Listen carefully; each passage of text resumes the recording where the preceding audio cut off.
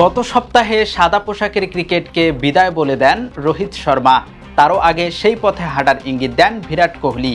আইপিএলের মাঝপথে বোর্ডকে জানান সিদ্ধান্ত। ভারতের ক্রিকেট বোর্ড অনুরোধ করেছিল, রাখেননি। টেস্ট ক্রিকেট ছাড়ার ঘোষণা আজ নিজেই নিশ্চিত করেছেন ভারত তথা সময়ের অন্যতম সেরা এই তারকা ব্যাটার। টি-20 বিশ্বকাপ জেতার পর ছোট ফরম্যাটের ক্রিকেটকে বিদায় বলেছিলেন কোহলি। এবার লাল বলের ক্রিকেটে টানলেন 14 বছরের ইতি।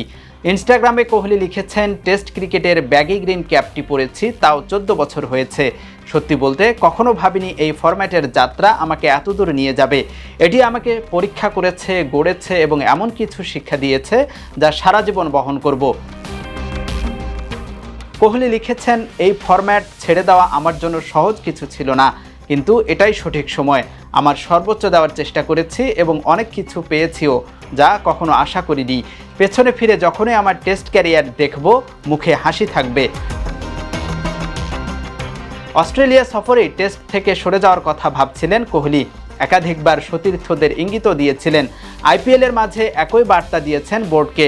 টেস্ট ক্রিকেটে সাম্প্রতিক সময়ের কোহলির ফর্মও খুব একটা ভালো নেই। সব মিলিয়ে তাই এখন সাদা পোশাকের ক্রিকেটকে বিদায় বলাতেই মঙ্গল দেখছেন ভারতের এই সাবেক অধিনায়ক।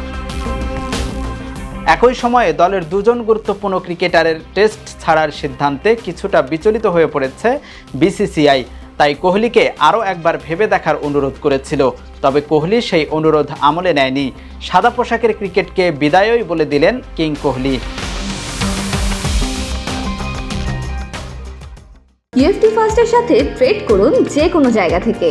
ক্যাম্পাসে ক্লাসের ফাঁকে, ঢাকার জ্যামে বসে কিংবা ঘরে বসে, ট্রেডিং এখন হাতের মুঠোয়। তাই ট্রেড করুন যখন খুশি, যেখানে খুশি।